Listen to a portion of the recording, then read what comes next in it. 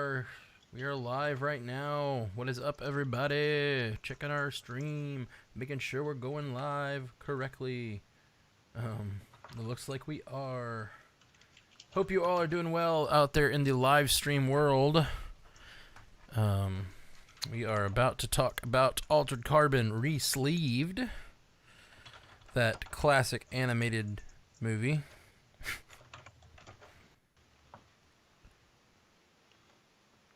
So if you're in the chat, get ready to send in your feedback. We'll talk about it after a little while, after we have our normal podcast happening.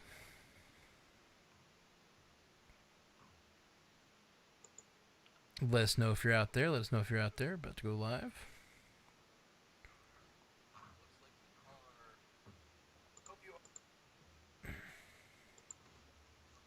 Okay, sweet. It appears to be working. What's up, Twitch? What's up, YouTube? I'm getting to the chat Hello, now. folks. Welcome to our conversation. Yeah. Matthew Westfox on the mic. Sorry, I just enjoyed saying on the mic like you're a rapper. Hey, listen, I do still know every word to Bust a Move from 30 years later. Ooh, well, man, that made me feel old as hell. Yeah. 30 years later. It's, it's probably the whitest rap song you could know, but it's a fantastic song. I just remember being in 8th grade and all my friends knowing it and thinking we were so badass. we really were very, very much not. That's funny. That's very funny. Which is not to say it's not a fantastic song, and I will still bust it out at any karaoke or wedding I go to.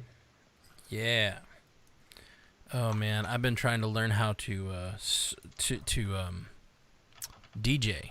Actually, that's my. Oh, that's pretty cool. That's my goal for everybody's trying to learn a new skill while they're in quarantine. That's my goal for quarantine is trying to learn to DJ.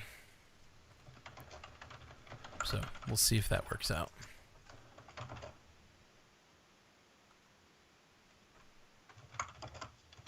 Okay, you about ready to go live with this podcast? I am. We gave everybody the requisite moment to get logged in. I just have a little bit of water. Ooh, I should have done that, but I didn't. So you know what? I'll do it. I'll do it live. I've got a Make the sacrifice. Diet Dr. Pepper instead.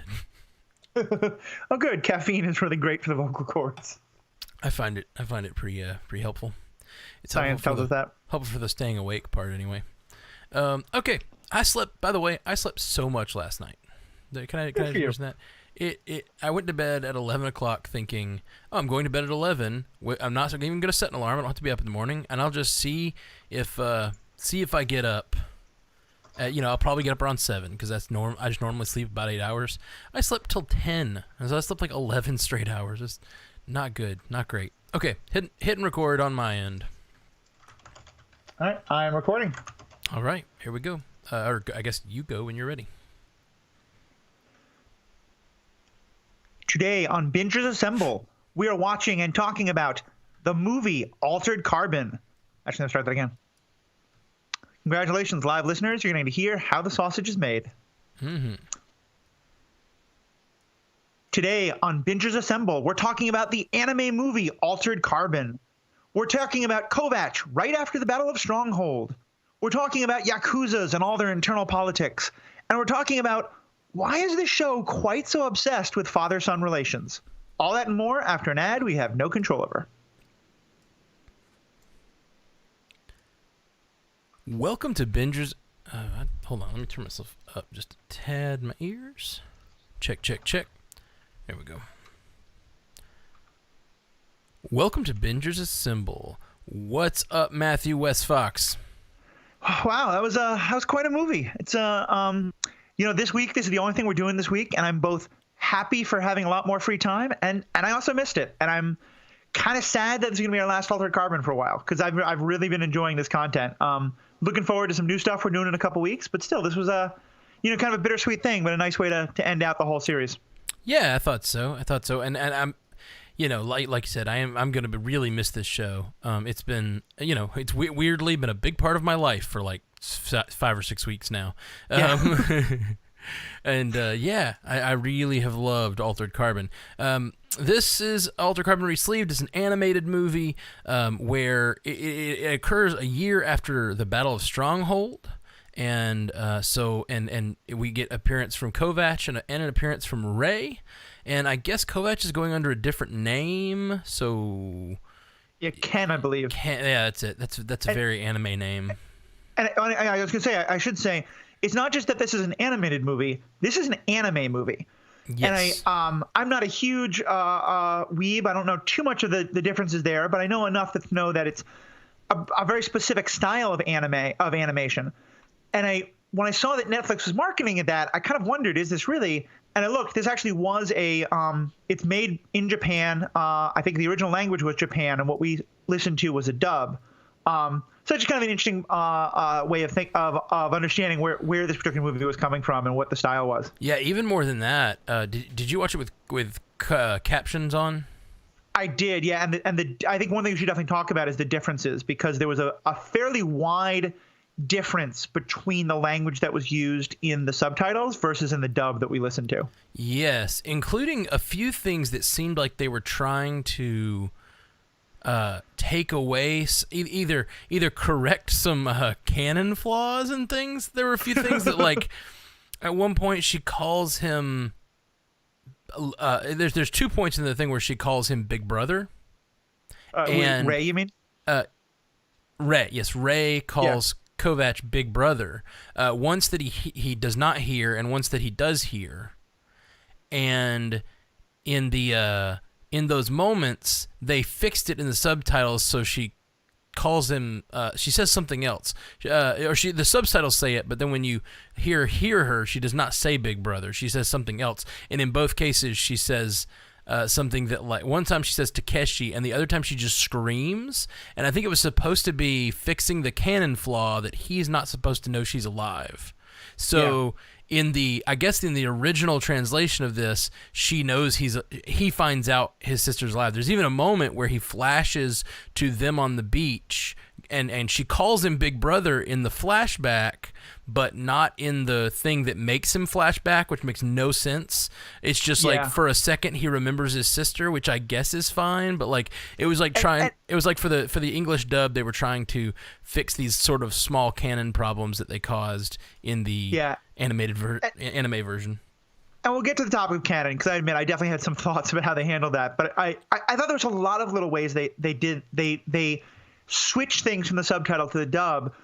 Another way that I noticed is it seemed that the dub was much more Americanized, because especially a lot of the language about the Yakuza, they seem to be putting it more into terms that English speakers, I think, or people who are not Japanese might better understand, and in some cases might sort of more conform with, like, maybe even understandings or even just kind of like stereotypes about things. Like, one of the things I noticed is that the subtitles would often talk about the different Yakuza families as syndicates, but in the actual voices, they always talked about them as clans. And there's just a lot of little changes like that I'd be really interested to know about, because my impression is that the subtitles were done by someone Japanese who speaks both Japanese and English as, like, subtitles for the Japanese production of it. And then when it moved to Netflix, or maybe this was originally by Netflix, but for this version, when they actually got English-speaking actors to do it, they kind of did a further translation of the script. I'm not sure, obviously, but I imagine it's something like that, because that was the same differences between the two were so stark. That is definitely the impression I got as well. And I don't. What'd you call fans of anime? This is not true of all fans of anime, but the term that I often hear my friends who are very into anime and Japanese culture in general, in a kind of like self-mocking way, is weeb. Weeb. Okay, I've not heard that term, but what interests what I have heard of my weeb friends, who I've never heard that term, but my anime friends who really love anime, the thing that I have heard from them a lot is that that you always want to watch the subtitled version, because of a couple reasons. The voice actors you get the emotion they're trying to convey in the original Japanese while reading words that are closer to the Japanese version. From what all of my Japanese animation friends really love. But yeah, so that's I think what happened here is the subtitles are closer to the original, and then the when the director of the voiceover people come in, they go, well, that doesn't make sense for this audience, or this doesn't make sense for that read doesn't really work in English or whatever. So yeah, I'm doubly curious as well though, because most of the time I think you're right. I think we would want to hear the original and the subtitles. And that's the few anime things I've watched. That's definitely how I've tried to always watch it, and I've been told that's better, and it certainly seems like it is. But on the flip side, like there were certain things here that were very intentionally done, like the voice of I think it's Ozai or Okai, the Japanese hotel person. Right. Who we commented is kind of a Poe figure, and the English voice, at least, was the voice of Poe from the show. Yeah, which I loved. It's the same actor. I loved that. And so on one hand, like I'm glad I got that connection, though it also felt a little weird, but it also made me wonder, like, I wonder if there is a version of this show that is dubbed into Japanese, and that the voice actor in Japanese of that character is the person who did the dubbing for Poe. Yeah, I have no idea. Because that's such an interesting connection to make. And so I'm wondering, was that a choice of the director and the people of the original movie, or was that a decision of the subtitling, the dubbing process? Yeah. I think that's interesting. Yeah, that's an interesting question. I don't know if they did that or not. But what is really interesting to me is, like, I love the sort of logic of this, the logic of that connection. That Poe would have the same voice, just because if you're building AI hotels, they might all be skinned differently, but they might have certain elements that are the same, voice or the same coding somehow. So it kind of makes sense in the same way that in a lot of times the actor changing makes sense. Having the same voice of a hotel, even though the skin is very different, could absolutely make sense. It's this world's equivalent of the EMH or something like that. Yeah, exactly. And he looks pretty similar too. He's even got the mustache, and wait, does Poe have a mustache? I'm like trying to remember. So I have such a bad visual memory. Yeah. So there's a lot of details there I want to dive into, but let's step back a bit. Just what'd you think overall? As I said, I'm not a big Japanese animation fan, or anime fan, I guess is specific, but so I'm not. Just stylistically, it's not my bag, and I've tried many times, as I did today, to really get into it, but I just have a hard time resonating with it, and some of the tropes of you mentioned while we were doing the live watch, the voice of the little girl was just oh my gosh, that's very whiny. And I was like, yeah, but that to me is just like an anime trope of the little girl who screams and whines a lot, or the child. It's not always a girl. They're like, and a lot of times they're the protagonist, and I just like watch it, and I'm like, that voice is annoying, and I'm not really having a great time listening to it over and over. And I did, but I found myself ignoring it because I was like, oh, that's just an anime trope that I don't like. And I tried to see past all those anime tropes I don't really like. A lot of the animation, a lot of the fighting styles, although the action was done incredibly well in this, very brutal, even more so than the live action show, but it is incredibly brutal action, but it is also well shot and well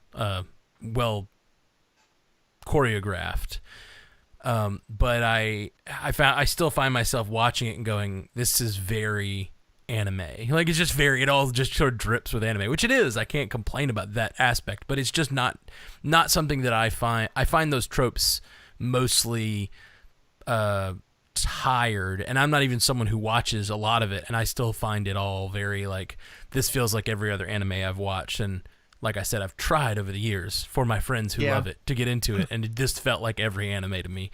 But the story was very Altered Carbon. Yeah, I'm glad I'm not alone there. I liked getting back into Altered Carbon, but this honestly felt more like Altered Carbon fan fiction than actual Altered Carbon. Yeah, I can see that. And left me with the same kind of feeling that fan fiction often does, of that was an enjoyable way to kind of go to kind of think about the world I love, but not to really get into it. And I think I had two major problems. One is, and there was a lot of stuff I liked. I thought the acting was really good. There's some interesting dialogue and a lot of fun, interesting story.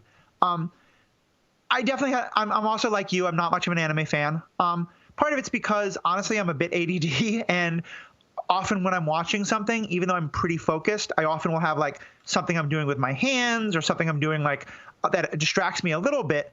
And so I'm not always looking right at the screen. And so having to watch right at the screen and read every subtitle just doesn't work for my brain very often. This happily didn't have that problem and makes me think maybe I should actually watch more things dubbed, even though it's not the best way. Right. Even though but there were just a lot of the anime tropes that I didn't love. And it's so weird because folks, especially if you listen to me on some of my other podcasts, but also on some of this, know that I'm generally very, very sex positive and very much about like sexuality in TV shows and movies and stuff.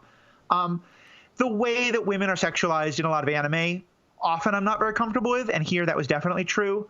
I mean, the armor that our Gina was wearing that basically had like, a thong bikini painted on top of it for reasons I wasn't quite sure of. And well, it appeared, I'm not sure what they were trying to do, but it appeared that her actual suit went in every crevice of her body so that you could see every outline of her breasts and butt as well. Like, so it almost appeared to be a mesh overlay instead of like a leather suit, which I think is what they were going for, was like a leather suit, but it felt almost like you could see through it.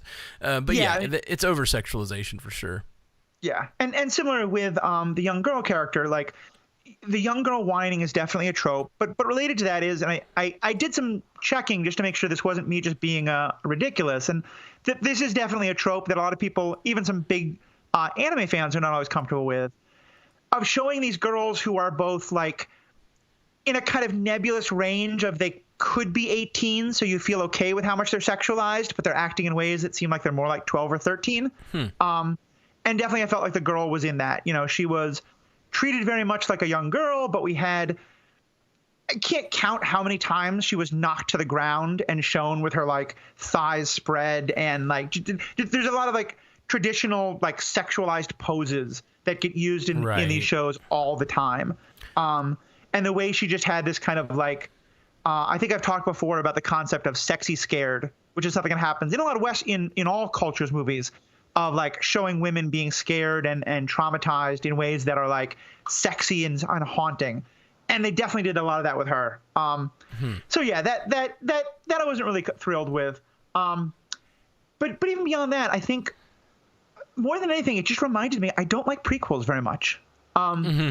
People who listen to me about Star Wars have heard me talk about why I like Rogue One much more than Solo, because to me, Rogue One is saying we're going to tell you a story about this world that we've created, but with characters you don't know, so that you're not constantly wondering, does this fit or not? Whereas with Solo, every moment I was like, okay, but does that actually fit the canon? Does that not? And I was finding myself doing the same thing here. There's a lot of things about the story that, and maybe I'm misremembering it, but they don't fit my understanding of what the canon is. And so that definitely just was throwing me off a lot and made me just think like, I think if you had told this story about people who weren't named Takeshi Kovacs and Ray Lin and just given us a story about three people we've never heard of in the Altered Carbon world, I think I would have liked that a lot more. Also, let me pause. I'm still getting a lot of, not even echo, but it sounds like, maybe it's like some of my sounds being echoed, or maybe it's something weird coming on your end, but I'm getting a lot of like weird background noise. Are you picking that up? Weird background noise. I'm not, but I did rebuild my setup today, so there's some possibly something. Check. Yeah, I don't know, man. I just turned so you're not getting a reflection of yourself, you're just getting some sort of noise. Yeah, it sounds almost like people eating and stuff like that. Oh. Like a kind of noise every now and then. Oh, is it this? Could be my mouse. It's as long as you're not hearing it. I don't see it appearing on my recording, so it's probably fine. Okay, yeah, I'm not hearing it. And if you guys are being annoyed by any noises over on the live stream, let us know. Yeah. Anyway, so I just finished my rant about why I don't like prequels as much. Oh, right, so right. Yeah, I can see that. I didn't mind that it was Kovac. I guess I minded that I didn't really get a good sense that it was Kovac. And I think this goes back to our problem with the first season being so good and us getting a good sense of who that character was, but him not. As you said on a previous cast, it's almost as if they did not plan on putting him in a new body because they didn't give us those hallmarks of him being him. And right. and he's a smoker. He has people appearing to him. Like, I kind of wish some more of that stuff had happened, just like I felt about the season 2 with a different actor playing Kovac. I just feel like we would have been better if I could have really connected this with Kovac. But instead, he, again, just felt like a stoic mercenary type. Right. And especially, it felt like they made this for the casual Altered Carbon viewer, almost as if you didn't know this story. They kind of like they explain what stacks are at the beginning, and they go through all of that to give you an idea. So I don't know who this was exactly made for, because it felt like they were trying to give you an entry point into Altered Carbon, but at the same time they do these callbacks to the fact that Raylin and he are, brother and sister, but they don't. That whole relationship is a big part of the emotional ending of the story. But it also didn't make sense to me, because her whole thing, at least when we meet her, I mean, granted, this is 250 years later the next time we see her, but her whole thing is she wants to get back to her brother. And like, why? Right. And but no, that's I started trying to get headcanon it with the 300-year later thing. But the truth is, even immediately after the Battle of Stronghold, she's upset that her brother didn't get downloaded into this new sleeve, and that she couldn't be with her brother, and that's why. And so that's why she's upset with Kel there and tortures her. So like, why did we not get her just saying, "By the way, I'm your sister"? And this also is tragic because like, she's definitely further gone. I mean, this is after the Battle of Stronghold. She's already killed all of her friends, basically. But she seems like she's a little more salvageable as a human being. The way she still cares for this girl, Holly. She sees herself in the little girl. Like, this could have been an opportunity for Kovac to, like, you know what I would have loved? This is my like rewrite of this story, is at the end of this, she does something. Kovac tries to convince her. She does something, so she tells Kovac who she is. But she at the same time ends up doing something that's so offensive to Kovac that he could never forgive her. And then she destroys his stack, and returns him to a previous backup, so he never experienced this story. Like, that's what I kind of wanted out of this. Like, Raylin making the decision to not be remembered by Kovac instead of just like never getting found out. Yeah. So it's funny. I that actually ties into an idea that I was just having, because you mentioned that as we were first watching, and I didn't like that idea because, and I think you've talked about this on some of your casts, like giving us a whole bunch of character development, but then having the character lose all memory of that. It kind of makes it feel like, what was the point? Like, why did we just go through all that? Sure. And I think if this movie focused on Kovac primarily, what if the movie had really been about Ray, though? Like, what if it had been mostly about Gina, and Kovac is kind of a side character who we meet just a few times, and part of her decision is to decide not to let him remember? Because that, I think, fits much more, because like, the Kovac character didn't make sense to me, because I thought when he wakes up, it's supposed to be the first time he wakes up since Stronghold. But also, part of the idea there is that it's definitely not the first time he's woken up since Stronghold, because he actually, the very first episode of Altered Carbon, he gets shot up in that hotel room. The SeaTac officers finally find him, and he's already been running around working for the Yakuza or whatever, because he's got that stack of stacks, for lack of a better term. So okay. we know he lived I need to go past back Stronghold. And rewatch that exactly, but either way, like, but you still have. My impression is that part of why he's so cynical at that point, part of why he's not the kind of hopeful guy he was with Falconer, is because he's been on ice for 250 years. So anyway, the point of all that was that the Kovac character didn't really make much sense to me. But that if this story, we kept talking about, or I kept talking about wanting a Raylan backstory.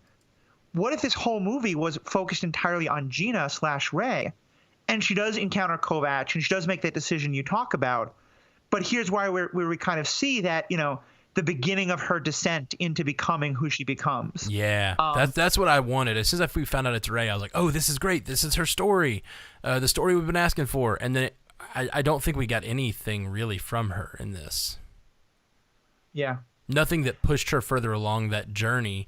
And there's also a lot of missed opportunities here. There's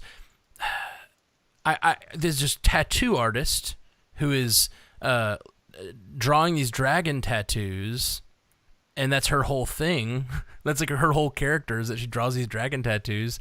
And Kovacs in the future, every time he gets resleeved, he gets that dragon tattoo on his arm. I thought he was going to learn something about her, or learn something about life, or learn something in general. This is right after Stronghold. Like he's still like reeling from the loss of Kel and all the followers. Like, what if this is the moment he decided to become a mercenary, sort of for hire, and he gets that tattoo? That would tie in perfectly with so many things we've seen him do. But like, and I would have loved to see that girl be the character that he saved, and then she gives him that tattoo for the first time, or something like that. And I just found that this kind of just didn't touch on that, and I was like, man, that's such a missed opportunity. He gets the tattoo every time, and this girl's a tattoo artist. And then at the end, we find out only through a conversation with Ogai that she has been resleeved many times, which I kind of wondered, because they talk about how she's the only one with the skill, and this guy has at one point the villain is talking to her about how she has always resleeved him or something, and I was like, oh wait, how old is she? And it turns out she's apparently very, or at least somewhat old, and she always gets resleeved into a little girl. So you were mentioning the sexuality piece of thinking she's older, which is still weird and not okay, but in the story, apparently, she has been resleeved, so we have no idea how old she actually is, which makes that even a more complicated question. I mean, and that alone, I mean, that raises what I always thought was one of the most interesting questions of the whole show that I always kind of wanted them to explore further, which is like, what does it mean to do things, sexually to a person's body, but where you're not doing it to actually them, like, and in this case, like, is it pedophilia if you're being with the mind of an adult person in the body of a child? Like, probably yes, but is it different? Is it not? I don't know. When they mentioned she'd been sleeved, I was like, that kind of makes it okay, but not really. I don't know. Why didn't we explore that? Well, it's kind of like, you say, why didn't we explore that? And I'm like, part of me is like, yes, I agree with you. That is a complex moral question, but part of me is like, I don't really want to see it explored. Yeah, and actually the way I said it, like, that's, like, I don't really want that. Show of an anime exploring the ethics of sex with kids, like, no, that just did no. Right. Well, the thing you're saying is actually like exactly what you have the problem with here, because when you look at anime and you over-sexualize children, like you're talking about, the thing you have a problem with here, you are doing exactly what you're saying.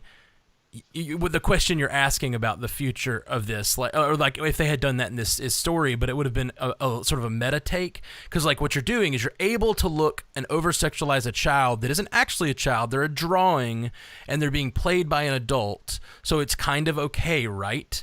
And then you're like, but if you layer, how about, and then, a lot of people say, no, that's not all right. And then this show would have been asking the question, well, what if we layer another thing on top of that where her mind is old? Then is it okay to over-sexualize a child's body? Right. Like, it's like, no, probably just need to stay away from over-sexualizing children's bodies and in media. It probably doesn't encourage good mindsets or whatever. I don't know. I mean, and like we have that debate even with real world stuff of, there's a lot of TV shows and movies and stuff where you see 16, like characters that are 16 being played by actors who are 19 or 20 or sometimes even older, and the characters are being highly sexualized. And so is it like you're being told to sexualize a character who is younger, but the actor is actually And again, I hate that this show has made me wound up sounding like such a prude, because generally I'm generally the one who's like, yay, sex worker rights, yay, like more sexuality on television. This is great. But it just, there's something about the way that this show does it and this movie did it that just kind of squicked me. Like as much, yeah. I don't even want to. I like there are moral questions I want to discuss, and it sucks that it's such a raw issue that it is impossible to have these conversations without it being so wrought. Because I mean, like you just asked the question, so I will say, I think that if this were a actual world, and we're not talking about the meta ethics of having these images on a screen, I don't know. It's just impossible to talk about. Yeah, like it's like then I think the problem with pedophilia is you are assaulting someone who doesn't have the cognition to consent. Like that's the point of why pedophilia is wrong, like the actual action of it. So if you take that away, I guess it's not wrong, but then you have to talk about where were these bodies sourced, I guess, and that's a whole issue. Yeah. And like I know in a real world, like there are proposals of like, given that pedophilia is, as it actually exists in our world, is a horrific, awful thing that is due often in large part to a sickness, not just like evil. Right. I'm sure I'm going to get 100 people writing in angrily about me that I just said that. But like, and so one treatment that's often suggested is like, are there ways to allow someone to live out that fantasy without it being with an actual child? And then is that but then you can solve all the questions of like, is that enabling horrible desires that you shouldn't be enabling, or is that giving a safe outlet for something that you can't stop? Like, right. Well, it's the same exact question you asked a few episodes ago about violence, and we've asked about Lizzie with violence. So let's get away from pedophilia and let's talk about violence, a much lesser evil, right? Well, I'll just say one more thing on sexuality. Again, I just want to be like, I'm not the moral majority here. The adult sexuality that this showed, I do like the fact that that we're seeing a world in which sexuality has become so casual because of the way the body is treated. And I thought like seeing a world where, you have these dance clubs where everyone's basically in lingerie, and like it's the kind of like Blade Runner idea of the very sexualized world in a kind of dark, anti-future. And like the huge women in lingerie dancing in the streets as advertisements, as digitalized, like that I have no problem with. I think that's an interesting exploration of where that kind of a world could go in. Yeah, so you say future. You say future. Make sure people don't think I'm the moral majority here. Yeah, no. You say future, distant, dystopian, crazy future. I say Bourbon Street, man. That's just Bourbon Street. Yeah, that's also true. Also true. Carnival in Brazil. Yeah. But that's holograms there. Anyway. Just a few less. Anyway, yeah, let's get back to a much safer, family-friendly topic, like cutting bodies in half. Yeah, exactly. This child-friendly cartoon that we watched today. Oh man, that reminds me. I watched the new episode of Rick and Morty yesterday, and it has some of the most disgusting, like, violent stuff in it, and it just like being a cartoon in such a childish sort of drawing format that looks like a lot of cartoons, and then having like guts flying everywhere. It was just, I was like, oh no, is this so bad? Anyway. Well, and I'll be honest, Matt, I think now a lot of our listeners may be like, either they see my internal logic or they are entirely confused about what I think. I didn't have much of a problem with the violence in this. It's not the kind of thing I like to see. Oh, interesting. But yeah, like, I was curious. It was so over the top cartoonish. And it reminded me, one of my favorite television shows is a show not many people have seen. It was Australia, I think New Zealand made, called Spartacus.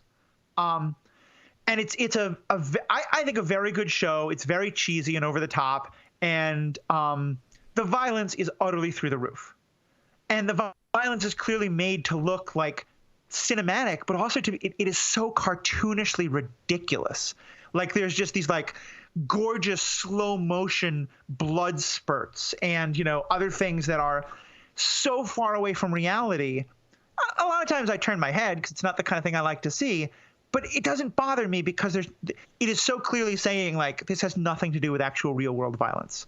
I think the specific thing that bothers me that I saw in much more in Altered Carbon season 1, I think, than in season 2, is when the violence is portrayed in a way that it makes you think that real life violence in a real way is beautiful and cool.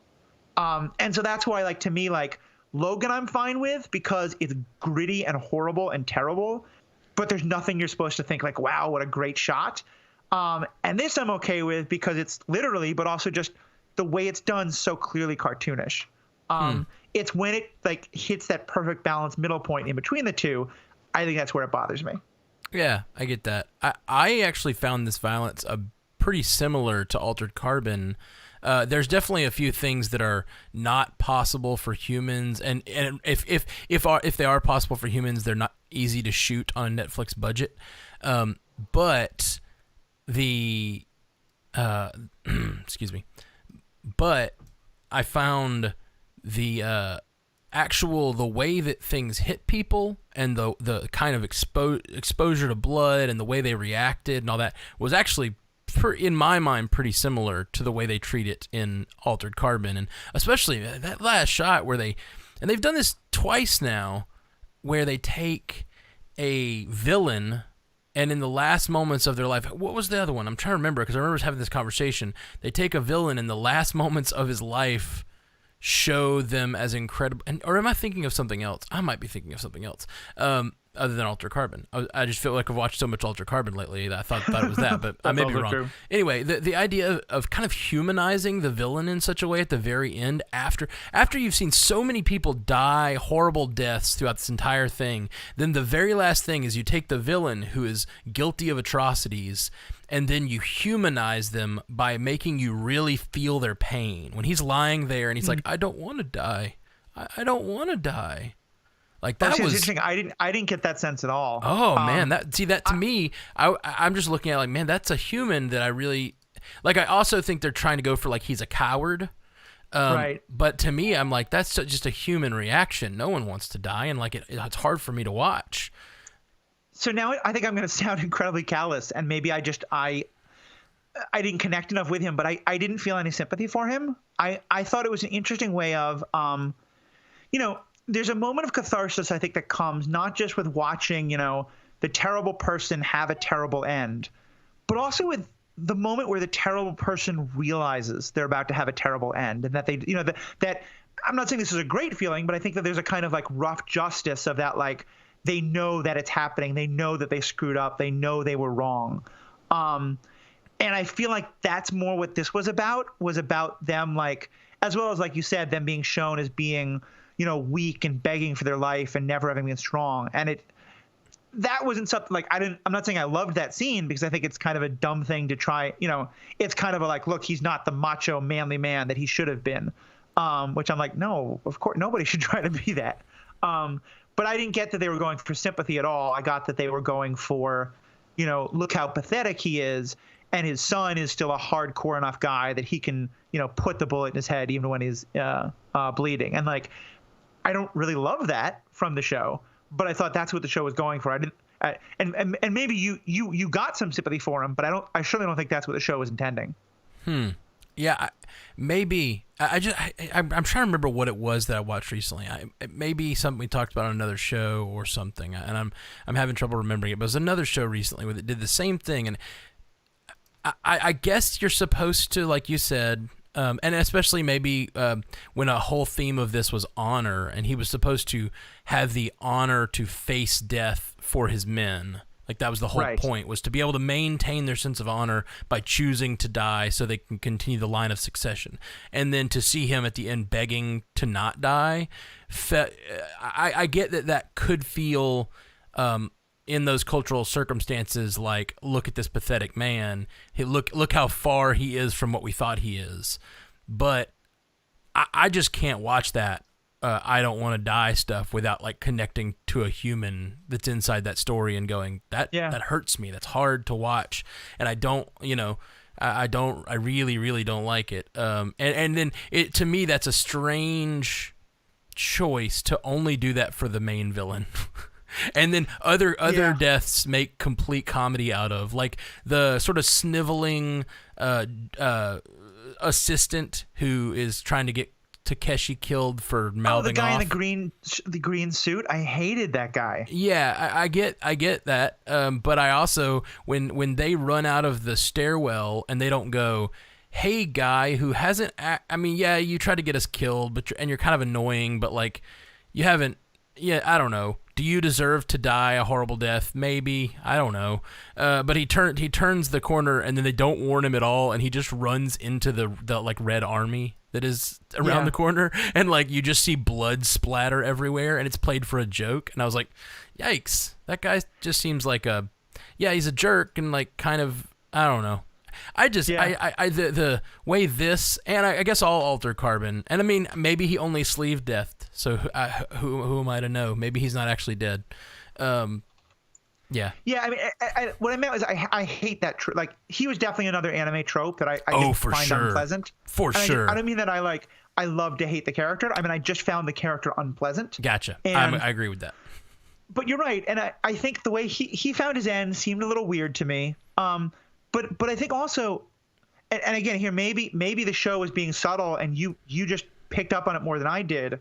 But I think for me to have that feeling of sympathy with him, I would have loved for me, that's actually a really good commentary on how this whole culture of honorable death and sacrifice is kind of stupid.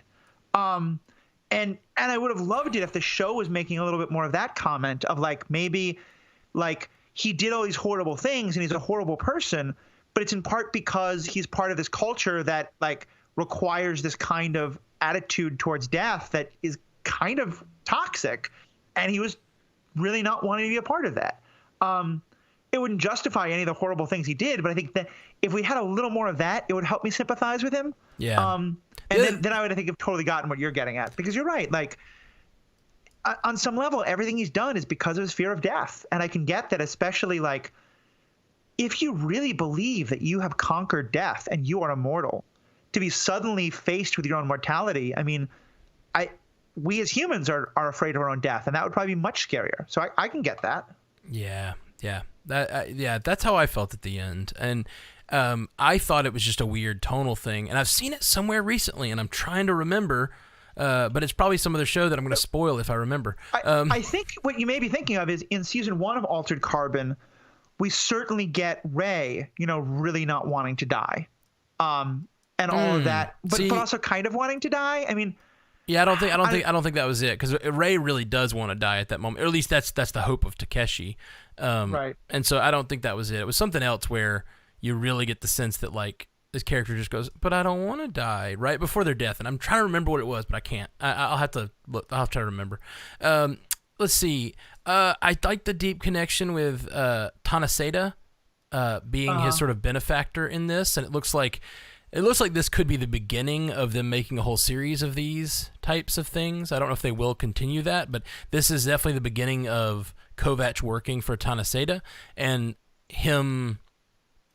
He could go on, and this little girl could continue to be a character, and as well as O-Guy, who is played by Poe. Like, I could see this being a whole little world that you see, 4 or 5 more animated movies out of this if you wanted to. Yeah. It definitely seemed like they were trying to build that, especially with, again, the tattoo artist, because you're right, they don't give him the tattoo, but they really leave it dangling when they say, like, she wants to grow up and meet them again and have them recognize her. And at first that had me racking my brain to go, like, is she a character we've actually seen in the TV show? And she's not.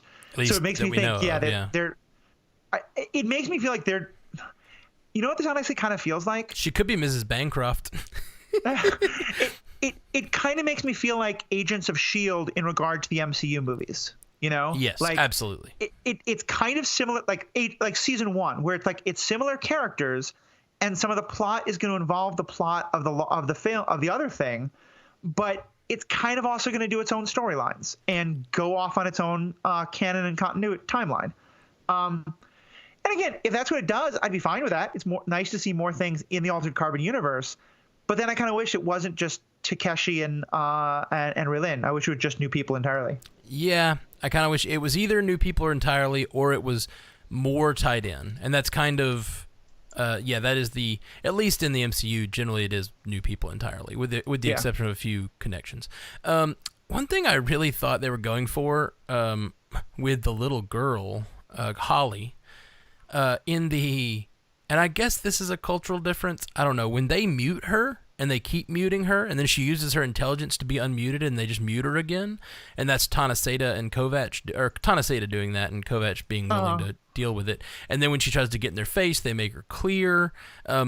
I thought they were going to go with her having an arc about not being noticed and not having power and not having agency, and then I thought that was a signal of some type, but it was just a joke, and it just turned out to just be a joke. And it was such a, especially from, I am not a female, but from a feminist perspective, like having a little girl find her voice, and that seemed like a story you could tell there.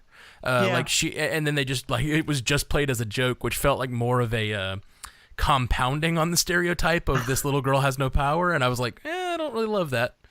Yeah, no, and it also, I think, goes into, especially the way they like highlighted the scenes of her like being upset and things like that. That's again kind of a part of that sexualized trope. It's like, showing what a brat she is, kind of thing, and people like being able to quickly silence her and discipline her. On the one hand, I liked the idea that you could do that in an AI, and I thought that would be fun to play with. But the way it felt to me like what they were setting up was that at some later point in the plot, someone would try to silence her, and as you could see, she kind of can hack the system, that she would be able to like claim her own voice, not be silenced, and that would have some big effect on a major plot point. What if we'd gotten Kovac training her in some Envoy training, and later someone tries to do something to her in VR, that'd be so good. And then she like has learned to take control of her own voice, and it won't be silenced after that, like, and then does that to save her parents or whatever. It's just so and she does get the sense of, like, at the end she does get the retribution on the man who just kills her parents, which was brutal, by the way, utterly brutal that he killed her parents after she finds out where they are. And I found that really unsatisfying narratively. Like, she finally we find out her parents where they are, and then he immediately smashes their stacks, and I was like, what the hell? That felt so mustache twirly on his part. For sure. Also, like, of all the people who he has had to kill and all the people he's had to like hurt, the fact that he just has her parent stacks like that readily accessible. Yeah, absolutely. Kind of didn't make any sense to me. 100%. Also, they never showed him doing things. Am I wrong on that? Like, they talk over and over. They say, all the people you've killed. But we never really see him do that, except for when he smashes the parent stacks. And we know that the only real sin we see him do is his refusal to die. So, like, it's a weird plot line for me, because, like, am I wrong? Are there other examples where he like actually shows him violently killing people? He doesn't do it personally, but that's the whole point. He's a crime boss. He orders people to do things. And but to me, let me explain. All of those like Red Army people in the masks, they're all following his orders. That's so true. He's ordered all of those people to kill. And he does the it's just cutting off a finger, so it's not the worst thing in the world. But I think the whole scene with the guy in the green suit is meant to show just how how much of a abusive godhead figure he is to these people, because he, generally, if like I have a secretary who works for me and they say something a little dumb and embarrass me, cutting off their finger is generally not something that I think is considered a proper workplace behavior.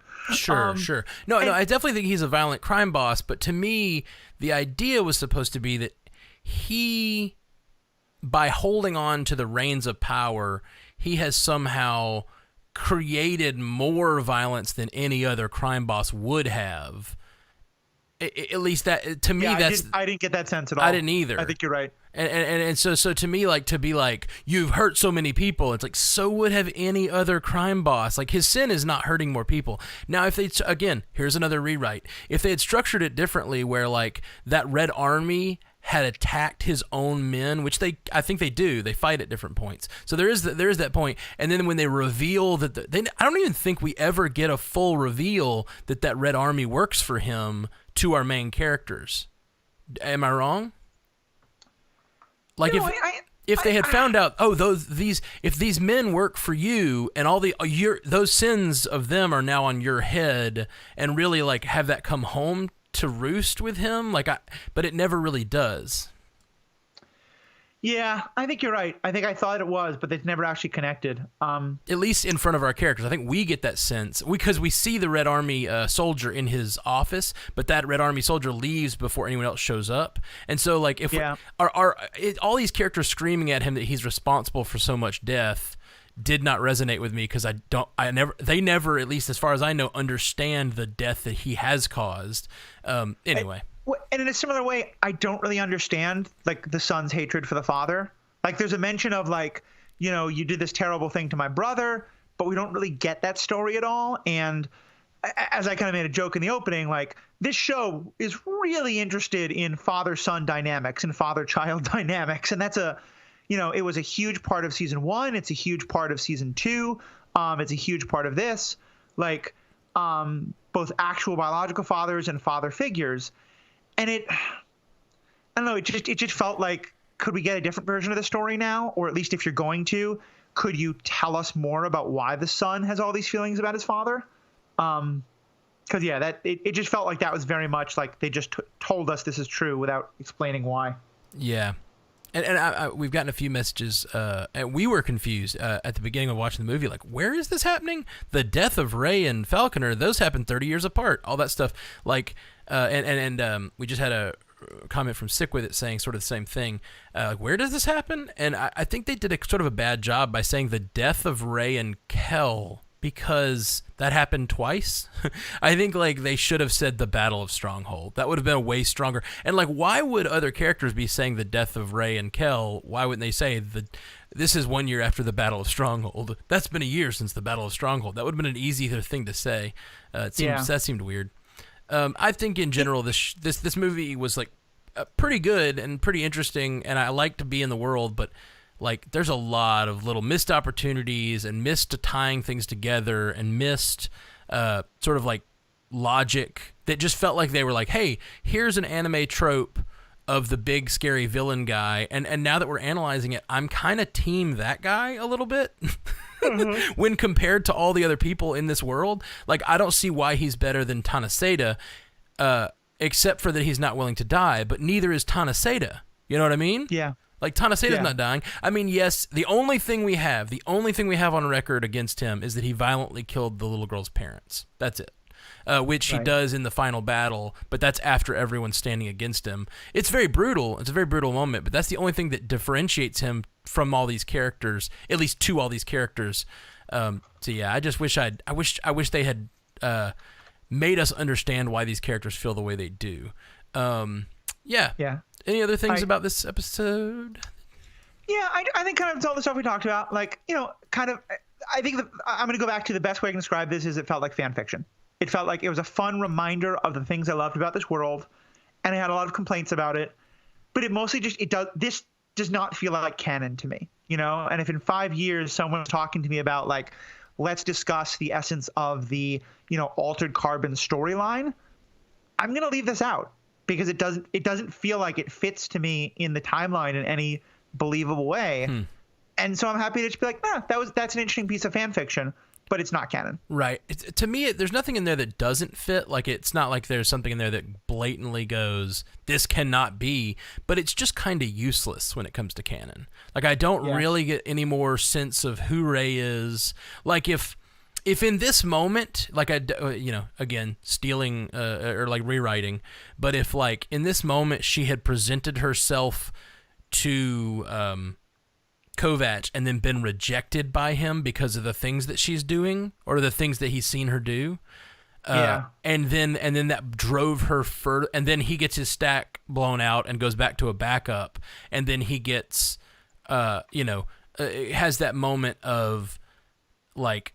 And she has that moment of like, well, if he's not going to accept me, I have to gain more power, or I have to, be like, or or just anger that she's not been accepted by her brother, and that pushes her down a dark road. Like that all would make sense. And if the tattoo thing had some relevance, because like, I could absolutely see that little girl sitting down with him and going like, "You are the last envoy." you, because of this, you've been, Tanaseda is going to give you your freedom one day, and you will go into the future, and I am going to, you will be the infinite envoy. And then she gives him that infinity tattoo with the dragon, and then that's like kind of ties into his whole thing. Like, that could have been a really neat piece of fan fiction, as it were. But instead it just kind of like it really adds nothing to the mythos of the show, I feel like. Yeah, I think that's very correct. And I think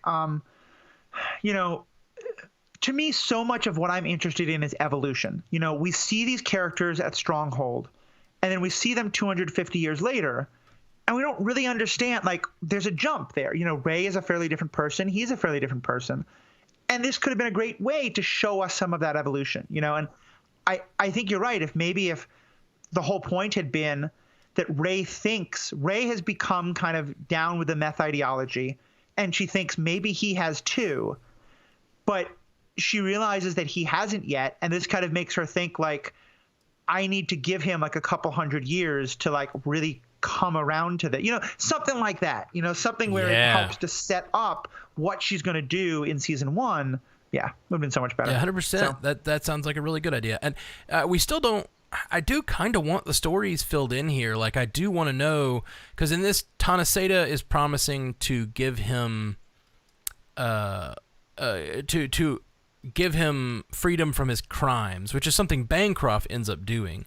So we know that he works for Tanaseda for a few years, and it seems like he's probably working for Tanaseda when he gets killed in that hotel room in episode 1 of Altered Carbon. But it also, we know that he still has a great respect for Tanaseda. So, like, in this, he seems to be working for Tanaseda out of trying to get his freedom, but in the end, he ends up not having his freedom, and then he ends up getting it from Bancroft, but he also respects Tanaseda, even though Tanaseda apparently doesn't keep up his end of the bargain. So, is this Tanaseda, is that the Yakuza character we meet in season 2, or is this someone totally different? It is the Yakuza character we meet in season 2 of Altered Carbon. I looked it up at the beginning. Let me make sure I'm not. Okay. I guess then because I'm wondering now, how did he jump from Harlan's world to that other place, and then he's later going to go back? Like, well, do we actually? But... Yeah. It's possible. Yeah, that's true. He does show up in an actual body, but we do know that the one can be cloned fairly quickly. So it's possible. Like in season 1, they clone a Kovacs clone in a matter of an hour. So it's possible that as soon as Tanaseda knows this, he gets a force-grown clone, and then he does his thing. He shows up to fight his own son. Or his father? Yeah, his father. Sorry. Sons and fathers. It's all that this show is about, but it also has no meaning because everyone's the different ages and don't know what's going on. Yeah. Anyway, yeah, I think that's where we can wrap up. So yeah, we got a few feedback things here. Yeah, go for it. Let's see here. We got Zachary Alston says over on YouTube, it's been a year since Stronghold in the cartoon and 3 years before he gets shot in the hotel room. That's cool. I did not know that was 3 years before. We talked about it being 1 year after Stronghold, but that's cool that. So we have a timetable. I didn't realize that. That's really cool. For 4 years between Stronghold and him getting shot, which means he was in his I don't know how long he was a SeaTac officer. But he lived that long. He gets in his original birth sleeve, and then continues to fight for SeaTac, and then ends up Battle of Stronghold. Then 4 years later, he is shot, and then 250 years later is when he wakes up in season 1. Yeah. Zachary also says, and that's sorry, go ahead. I was just saying, and that's maybe I just wasn't paying attention of. I never realized that the hotel room was after Stronghold. For somehow I thought that was before. I thought that the hotel room scene was part of where he becomes SeaTac to begin with. I wasn't really sure. Oh yeah, but no, anyway. he becomes SeaTac after his. Yeah, no, after he's a child. But yeah, so yeah, I never really figured out where the hotel thing fits. So I guess that makes a little more sense. Yeah. That's he also says Spartacus is a great show. So I have not seen it. Yes, love Spartacus. There we go. I haven't seen it. Sick with it says, Sick with it 87 says on Twitch, I was confused about this movie. Did it take place before season 1? 3 years after the rain? Yeah, we just talked about this. Sorry, I didn't mean to. And then he also says, yeah, I agree. I was confused as to why she didn't reveal herself to Kovac when she discovered who he was. Missed opportunity for a more in-depth season 1 plot. Yeah, totally agree. If she does reveal it, it's a plot hole that they could easily fix, but having her not reveal it just made no sense for her character, in my mind. Maybe she just wasn't ready. She thought she'd done such dark things at that point by torturing Kel that she wasn't ready to see him. I don't know. Well, I think it would have fit. It makes me wonder, are we sure that this was made after season 2? I don't know. Because remember, I was thrown when we find out that Rey has already kind of started to go dark right after Stronghold with her scene with her and the Colonel in season 2. Because I'd always been holding that she kind of goes on this long journey over 200 years. And so this would have made a lot of sense to me if it was, if that moment in season 2 hadn't happened. Right. Which makes me kind of wonder how this all fit in the timeline in terms of who was making what when. So Resleeved came out March 20-something, and season 2 came out February 27th. So yeah, this is the most recent thing. This came out after season 2, but it apparently was in the works for a long time before season 2. Yeah. So maybe they kind of missed on that. Yeah, and then Sick With It says, and what mission did Tanaseda have for him toward the end of the movie? It couldn't have been the mission in season 1 because that happened years later. So many questions. Yeah, I think they're setting up the idea that he's going to work for him for 3 more years, and that's just that mission we see where he's in the hotel room is just another mission he's working for Tanaseda. And then Drew Gretsch says, I'm watching the movie right now. The subtitles are so off, and it's annoying. I don't watch a ton of anime, so I don't know if this is a regular thing. I think it is a pretty regular thing. Yeah, you can either turn the subtitles off, or a lot of people prefer to watch the anime or the Japanese language with the subtitles on because that's the most realistic interpretation. But in this case, I think they actually have some canon problems if you do that, so it's weird. We talk about it at the top of this episode a good bit. Sick With It also says, I love Spartacus. Great show. I own all the seasons. Nice. Yeah, everybody loves Spartacus. Cool. I've never seen any of it. Maybe we'll cast about it someday. It's an interesting one. Cool. Yeah, I'm you know me, down to cast. Well, that is all we got on the feedback. Thank you guys for watching, and thank you guys for writing in.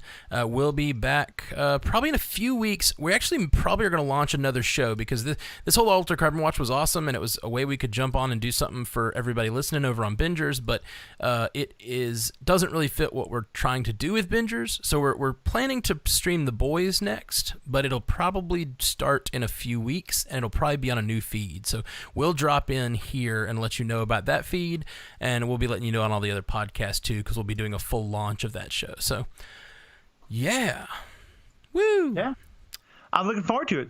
Yeah, this has been a really great experience. I think Altered Carb. I'm really glad you pushed me to talk about the show because there was so much depth here, and I know we've been fairly critical, especially towards the end. I think this movie in some ways was not the best, note to end on. I still think season 1 is by far the best, but this is a fantastic world, and during the movie, as I was looking at things, I realized that there actually are books that this is based off of.